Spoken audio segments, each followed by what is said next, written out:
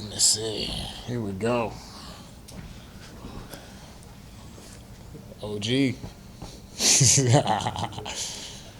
Bryan, it's fine with you again. Yes, sir. Congratulations. Great to see you. Do I just leave these? just- Okay, bad.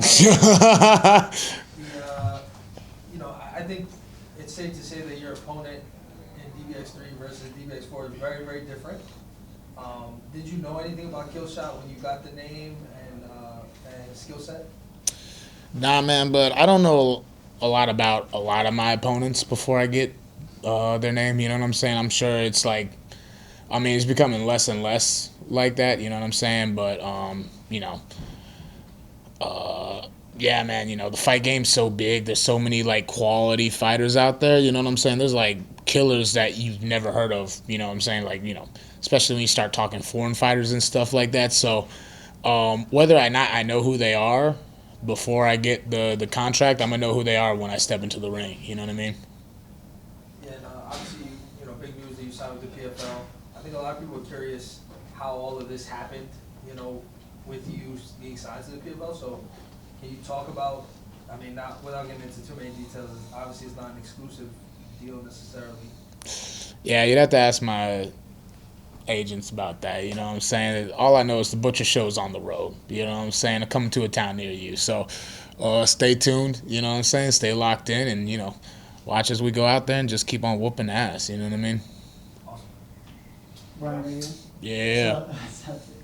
So this is your second fight as a middleweight. So you're officially permanently a middleweight. Nah. So, It's I'm a middleweight Yeah. right now, but never say never. You know what I'm saying? You can't put me in like a fucking box. Right. So it's been an interesting year. You know what I mean? Like if I'm staying active, middleweight's probably a good like highly active weight to compete at. But You're pulling Kevin Holland just going through 170, 185. you know what I'm saying? I like fighting, man. You know what I'm saying? What weight y'all want to fight at? So my second question is, you get another big win, obviously after coming off your first big knockout in dirty boxing, what felt like 2 seconds. Like, wait, season was over. Is a belt kind of something you're thinking about, a dirty boxing belt that maybe you could take out over PFL, their Yeah. circuit, maybe become a double champion, holding 2 different belts, 2 promotions? That'd be fine. I want all the belts, brother. You know what I'm saying? Last event, I saw Rosenstruck and his belt, and I was like, man, that's a nice belt. You know what I'm saying? A nice big belt. Hell yeah, brother. No, any belt I can get my hands on, I'm trying to get my hands on. And do you have any opponents in mind if you score a big knockout tomorrow? No. Yeah. Yeah, thank Hey, you, but you're bro. over here. Yes, So sir. you won all the belts. What do you think of those BKFC belts? Oh man, well here's the thing. I want to stay active, and I feel like my hands would fucking shatter like glass, bare knuckle. You know what I'm saying? They are not conditioned for that inactivity. You know what I mean? So, if I can have gloves on, like that'd be cool. You know what I mean? Well, you are the butcher. You You cut know what I'm 'em up, saying? brother. I'm the butcher. Nah, but I could, dirty boxing, I cut them up with other things. You know what I'm saying? That's the beautiful part about it. You know what I mean? Those elbows. Your opponent was saying that he was wishing if they could take one thing out of dirty boxing, it would be those elbows. You plan on utilizing those? Because it's not like he was worried about it. So the first dirty boxing fight, I had a week to prepare. You know what I'm saying? This one I had a lot more time, and so just knowing the rule set, and even with him saying that, I'm assuming he's been working elbows. You know what I'm saying? I'm giving the benefit of the doubt. You know what I mean? It's literally a part of the rules. You know what I'm saying? If you don't utilize it, what are we doing? Well, You know what I mean? How you're going to utilize it again. Yeah, I'm gonna utilize it. If the opportunity shows itself, I'm gonna throw a bow. You know what I'm saying? I'm not gonna go out and look for anything specifically or try to force anything, but if the opportunity presents itself, yeah, I'm gonna let them fly. You know what I mean? Yes, sir. Brian, right here. When Jason Anik said 194.5, what was your reaction? I was like, that is not what the scale said. Everyone, for the record, say what the weight is. You know what I mean? I just already saw the comments just fucking. You know what I mean? So, yeah, no.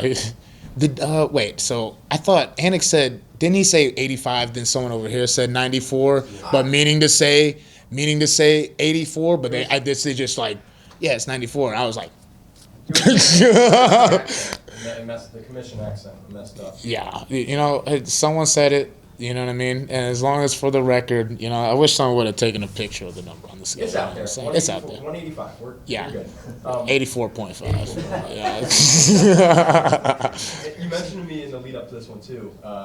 Diaz Army, you know, you'll be ready to fight off some people. You're going to be ready to fight with me, right? OG's got it. OG's got me, hell yeah. But have you heard any chirping now? No. Tennessee? No, I think, like, honestly, I don't know them personally, but they seem like cool guys. Like, I feel like if I'm not antagonizing them, like, we won't have any problems, you know what I'm saying? We're all, you know, fighters here. So, we'll see what happens, you know what I'm saying? I'm prepared for things if things go sideways, but I don't think, you know, like, with the exception of the fans from that area, like, there's been, like, no animosity between me and Killshot or his camp.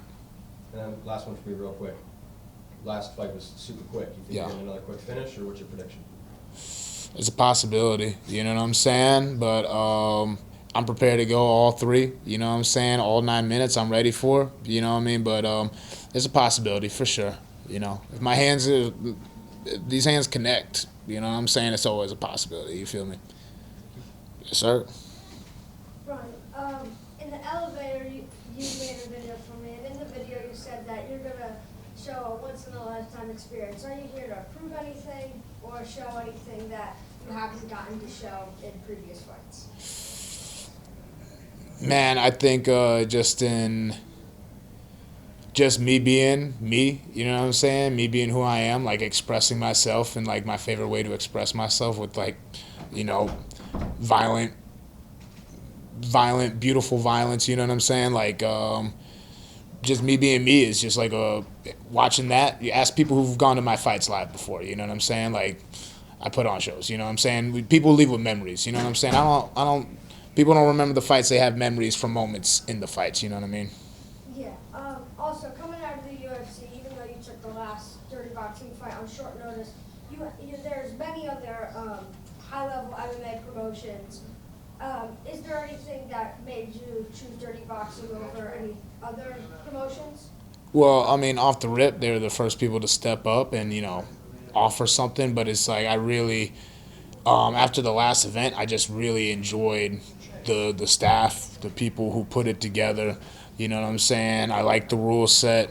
And it's just like, I really enjoy myself, you know what I'm saying, fighting dirty boxing. So, yeah, man, no, it's just a vibe. It's a hell of a vibe, you feel me?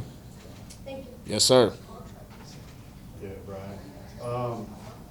I know you talked about it earlier. You said, man, I don't really pay attention to who my opponents are too much. But, like, when it comes down to it and the team looks at these opponents that are put in front of you, like, Killshot's a guy that, like, maybe not a ton of people know of, but he's never been finished.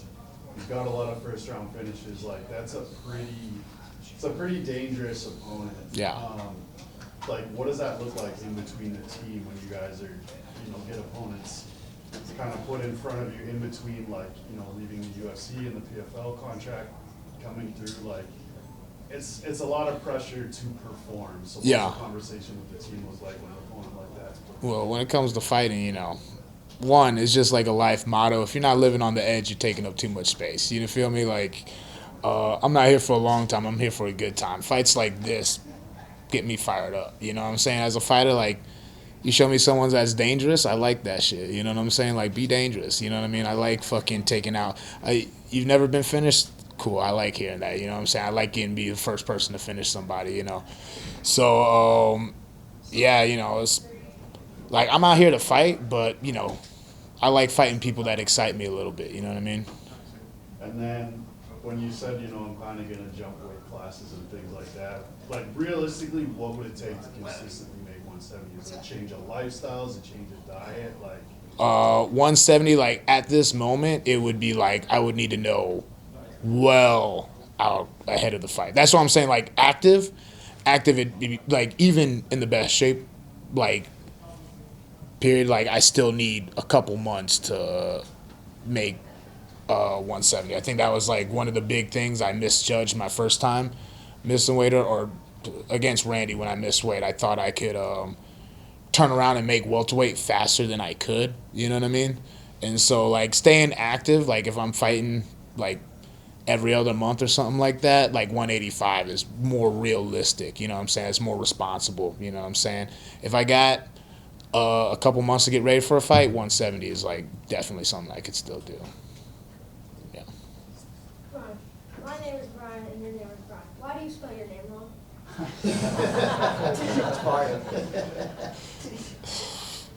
Man, you're young. You'll grow up one day and you'll realize that you, in fact, are the one who spells your name wrong. I say that out of love. I say that out of love. Bro, Y's are just cooler than I's, bro. Yeah, man. I actually, what's funny about that is, this might be TMI. I spelled my name with an I for the first 16 years of my life. And then I looked at my birth certificate and I was like, Mom, there's a Y on here. She was like, they spelled it wrong at the hospital. I was like, Mom, this is legally, my name is spelled with a Y. So that's what I made the switch. And you know, I just realized after I made the switch how much better it was on the other side. You know what I mean? All right, guys. Thank you. All right. Thank you guys. Y'all have a good one. I'll see y'all later.